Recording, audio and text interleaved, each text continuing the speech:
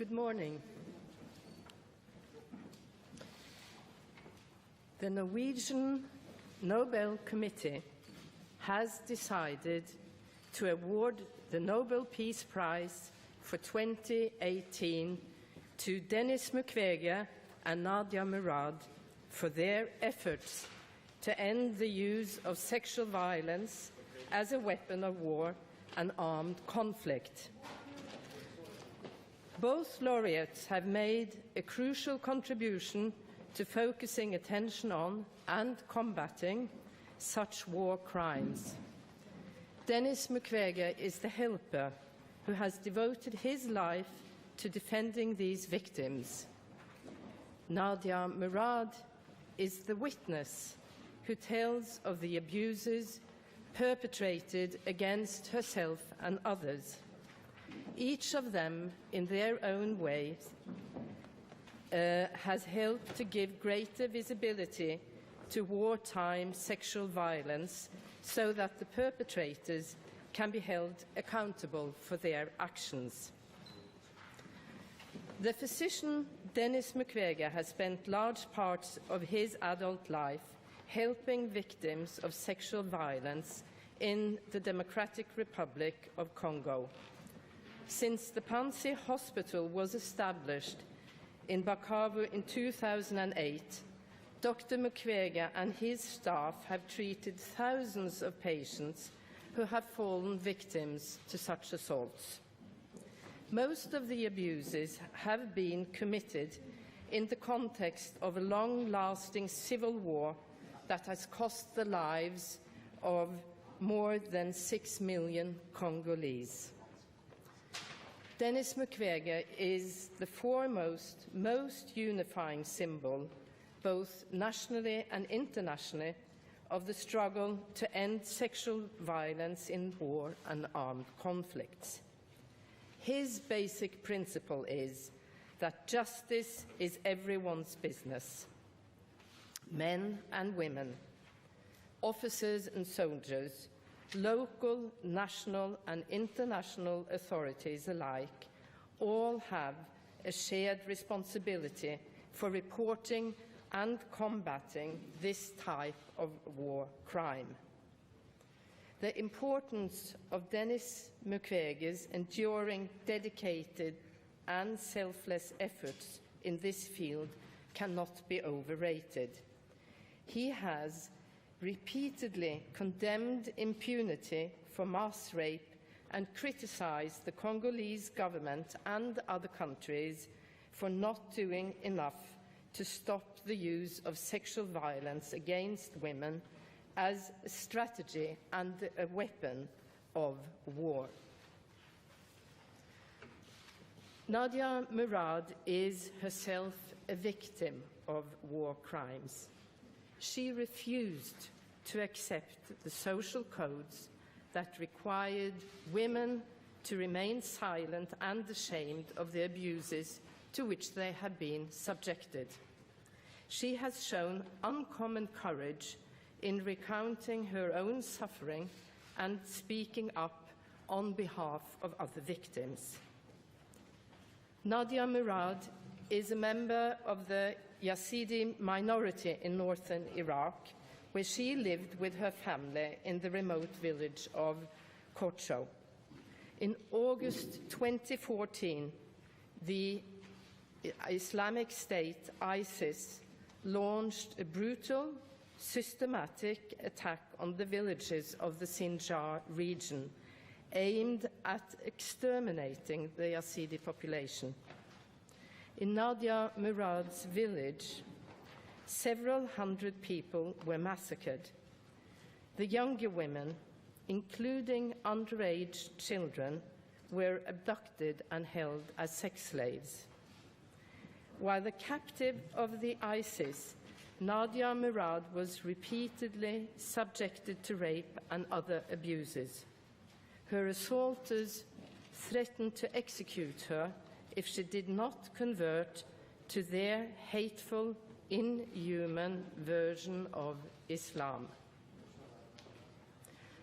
Nadia Murad is just one of an estimated 3,000 Yazidi girls and women who were victims of rape and other abuses by the ISIS army. The abuses were systematic and part of a military strategy. Thus, they served as a weapon in the fight against Yazidis and other religious minorities. After a 3-month nightmare, Nadia Murad managed to flee. Following her escape, she chose to speak openly about what she had endured. And in 2016, at the age of just 23, she was named the UN's first Goodwill Ambassador for the dignity of survivors of human trafficking. This year marks a decade since the UN Security Council adopted Resolution 1820, which determined that the use of sexual violence as a weapon of war and armed conflict constitutes both a war crime and a threat to international peace and security. This is also set out in the Rome Statute of 1998, which governs the work of the International Criminal Court. The statute establishes that sexual violence in war and armed conflict is a grave violation of international law. A more peaceful world can only be achieved if women and their fundamental rights and security are recognized and protected in war. This year's Nobel Prize, Peace Prize, is firmly embedded in the criteria spelled out in Alfred Nobel's will. Denis Mukwege and Nadia Murad have both put their personal security at risk by courageously combating war crimes and seeking justice for victims. They have thereby promoted the fraternity of nations through the application of principles of international law. Thank you very much. What is the most important message you want to send out to the world by this year's Nobel Peace Prize? We want to send out a message of awareness that women, who constitute half of the population in most communities, actually are used as a weapon of war, and that they need protection, and that the perpetrators have to be prosecuted and held responsible for their actions. We believe that this is a fundamental prerequisite for lasting peace, to also include the rights and the awareness of women. Madam Chair, congratulations. Thank you. You're supposed to give the prize to the ones who have contributed the most to peace in the last year. Why this prize this year? This year, Nadia Murad has spoken up on abuses against women. It is a prize where one cannot single out that it is one particular event this year. It has been a continuous development in efforts from the United Nations, efforts by brave individuals, and as we stand here in the year of 2018, we see that Dr. Denis Mukwege and Nadia Murad carry this message in the most efficient way in the previous year. Has the committee in any way indirectly been inspired also by the Me Too movement and sexual assault on women in general? Well, I believe there is that Me Too and war crimes is not quite the same thing. But they do, however, have that in common, that it is important for to see the suffering of women, to see the abuses, and to achieve that, it is also important that women leave the concept of shame and speak up. Have you been in contact with any of the winners, and what were their reaction? We have tried to contact the winners, and we haven't managed to get through on the phone. If they are watching this, my heartfelt congratulations. Yes, my name is Bibiana Piena. I represent the Norwegian news agency. Dennis Mukwege has been on the Nobel shortlist for about 10 years. What is the reason he made it this time? And in choosing between 331 candidates, almost record high number, what were the main challenges in finding a unified decision? Well, first of all, I cannot comment on who has been on the committee's shortlist. We are instructed by the will of Alfred Nobel not to speak about our deliberations. We only communicate to you who has actually been found worthy of receiving the prize each year. And then I can really just reply your question by stating again that taking this subject into consideration, highlighting the importance of the subject, we found that these two individuals, in a most significant way, have actually been vocal on this subject. That is, of course, not to say that there are other individuals, other efforts, who also address this subject. And they also they deserve thanks and recognition. But with this prize, we recognize the two individuals that we believe have been in front of this cause. Yes, Madam Chair. My name is Anne Lindholm. I work for Radio Norway, or Radio Norge.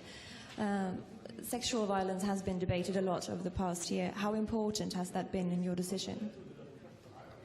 Well, sexual violence has been debated a lot in the past year in the context of, what shall we say, civil society and how men and women interact in our society, and particularly in the workplace, because this is, I understand, more or less a Me Too question. But as I have highlighted in the reasons I already have given, already in the Rome Statutes of 1998, both genocide and crimes against humanity is defined, can take place by using women and sexual abuse, or for that matter, sexual abuse against men as an instrument. So this is not a new concept in international thinking, however, not so very old. The UN has followed up by several resolutions on this area, and one can say it has been a development to abuse against women, sexual abuse against women at wartime is a well-known phenomenon. It's not a phenomenon of our time, but it has been a development to make it an issue of politics and the business of the international community, to recognize it and take responsibility for the issue. Nadia Murad is a member of the Yazidi ethnic group, and it seems like wars that are ethnic are especially violent in a way. Was there ever any plans of or discussions of having a third winner this year from the Rohingyas? Again, I have to underline, we cannot tell you about our deliberations. This is the conclusion we came to. But the point that you raise, that we, what we raise here is, we say women are particularly vulnerable to sexual abuse in war. But also belonging to a minority, you are particularly vulnerable in war. So there may be many factors, but what we are addressing by this year's prize is the situation of women in wartime and other armed conflicts. Any further questions?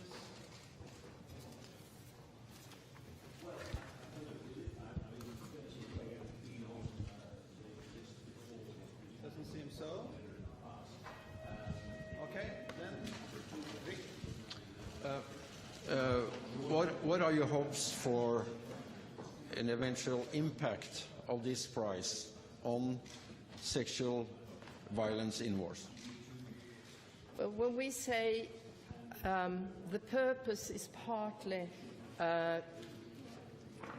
to highlight the awareness of sexual abuse, and the further purpose of that is that nations take responsibility, that communities take responsibility, and that the international community takes responsibility.